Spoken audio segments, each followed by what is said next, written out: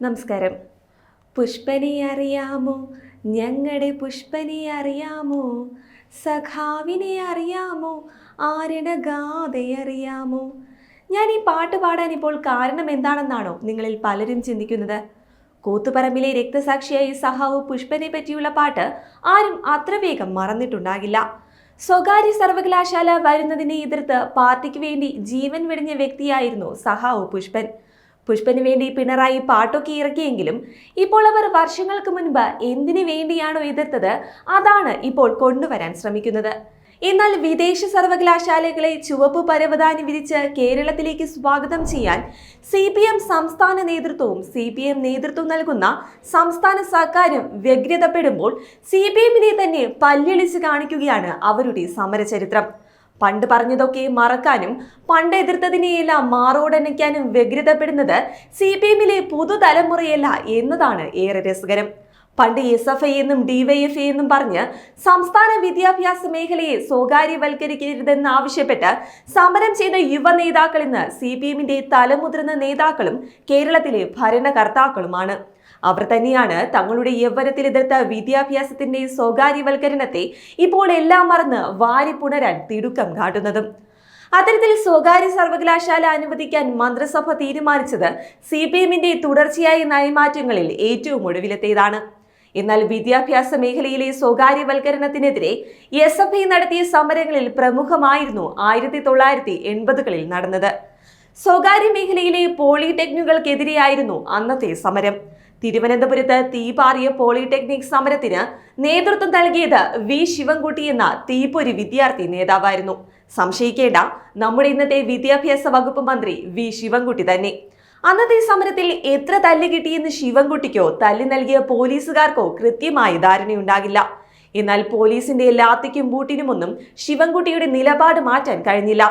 പക്ഷേ അരനൂറ്റാണ്ടിനിപ്പുറം ഭരണം കിട്ടിയപ്പോൾ ശിവൻകുട്ടിക്കും മനസ്സിലായി സ്വകാര്യ മേഖല അത്ര ചെറിയ മേഖലയല്ലെന്ന്.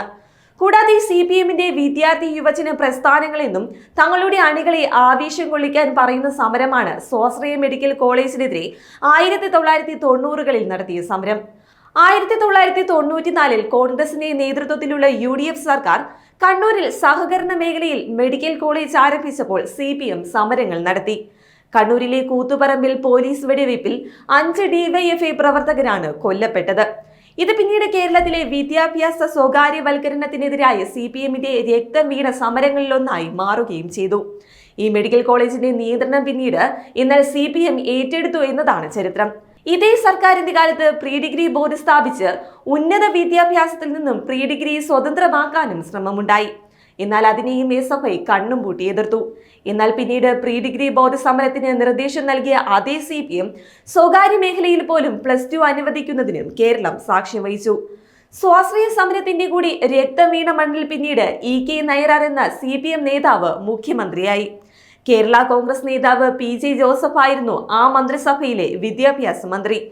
പ്രീ ഡിഗ്രി വിദ്യാഭ്യാസം കോളേജുകളിൽ നിന്ന് വേർപെടുത്താനുള്ള തീരുമാനം ആ സർക്കാരിൻ്റെതായിരുന്നു. സ്കൂളുകളിൽ +2 നടപ്പാക്കാൻ EK നയനാർ മന്ത്രിസഭ തീരുമാനിച്ചപ്പോഴും SFI കൊടിയും എടുത്ത് ക്ലാസ് മുറികൾക്ക് പുറത്തിരുന്നു. ഹലോ മിസ്റ്റർ ജോസഫെ, പ്രിയ സഹാവി നയനാരെ, ഇപ്പണി ഇവിടെ നടക്കൂല എന്ന് അന്ന് മുദ്രാവാക്യം വിളിച്ച SFI പിള്ളേരും ഇന്ന് ഭരണചക്രത്തിന്റെ ഭാഗമായുണ്ട്. പിന്നീട് SFI സമരക്കൊടി കയ്യിലെടുക്കുന്നത് 2001-2006 കോൺഗ്രസ് സർക്കാരിന്റെ കാലത്താണ്. കേരളത്തിലെ സ്വാശ്രയ എഞ്ചിനീയറിംഗ് കോളേജുകളും മെഡിക്കൽ കോളേജുകളും ആരംഭിക്കാനായിരുന്നു ആ സർക്കാരിന്റെ തീരുമാനം. പ്രൊഫഷണൽ വിദ്യാഭ്യാസം തേടി രാജ്യത്തിന്റെ മറ്റു ഭാഗങ്ങളിലേക്ക് വിദ്യാർത്ഥികളുടെ ഒഴുക്ക് തടയുകയാണ് ലക്ഷ്യമെന്ന് കോൺഗ്രസ് പറഞ്ഞെങ്കിലും CPM ചെവിക്കൊണ്ടില്ല, ഉൾക്കൊണ്ടുമില്ല. ഏറെ പ്രയാസപ്പെട്ട് നിയമയുദ്ധങ്ങൾക്കൊടുവിലാണ് കേരളത്തിൽ സ്വകാര്യ മേഖലയിൽ എഞ്ചിനീയറിംഗ് കോളേജുകൾ നിലവിൽ വന്നത്. 2014 കോളേജിലെ പ്രശസ്തമായ ആർട്സ് ആൻഡ് സയൻസ് കോളേജുകൾക്ക് സ്വയം ഭരണാവകാശം നൽകാൻ കോൺഗ്രസ് സർക്കാർ തീരുമാനിച്ചപ്പോൾ CPM വീണ്ടും പ്രതിഷേധവുമായി രംഗത്ത് വന്നു. 2016 ഒരു ആഗോള വിദ്യാഭ്യാസ ഉച്ചകോടിയുടെ വേദിയിൽ വെച്ച് മുൻ നയതന്ത്രജ്ഞനും സംസ്ഥാന ഉന്നത വിദ്യാഭ്യാസ കൗൺസിൽ വൈസ് ചെയർമാനുമായ ഡോക്ടർ TP ശ്രീനിവാസനെതിരെ SFI പ്രതിഷേധിച്ചിരുന്നു. വെറും പ്രതിഷേധമായിരുന്നില്ല, ആ മനുഷ്യനെ SFIക്കാർ അന്ന് തെരുവിൽ കയ്യേറ്റം ചെയ്യുകയായിരുന്നു.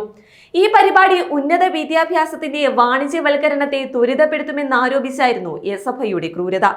എന്നാൽ പിണറായി വിജയന്റെ നേതൃത്വത്തിലുള്ള ഇടത് സർക്കാർ അധികാരത്തിലെത്തിയതോടെയാണ് വിദ്യാഭ്യാസ മേഖലയിലെ സ്വകാര്യവൽക്കരണത്തിന് CPM കാണിച്ചിരുന്ന ചുവപ്പ് കൊടി അഴിച്ചു മാറ്റിയത്. അതിനു മുൻപ് തന്നെ പല മേഖലകളിലും പൊതു സ്വകാര്യ പങ്കാളിത്തം എന്ന ലൈനിലേക്ക് CPM വന്നിരുന്നു. എന്നാൽ ഒന്നും രണ്ടും പിണറായി സർക്കാരുകൾ കേരളത്തിലെ ഉന്നത വിദ്യാഭ്യാസ മേഖലയെ സ്വകാര്യ കുത്തകകളുടെ തൊഴുത്തിൽ കെട്ടാനാണ് വ്യഗ്രതപ്പെടുന്നത്. അതിനാൽ പിണറായി ഒന്നുകൂടി ചോദിക്കുന്നു, പുഷ്പനെ അറിയാമോ, ഞങ്ങളുടെ പുഷ്പനെ അറിയാമോ, സഖാവിനെ അറിയാമോ, ആരണഗാഥ അറിയാമോ?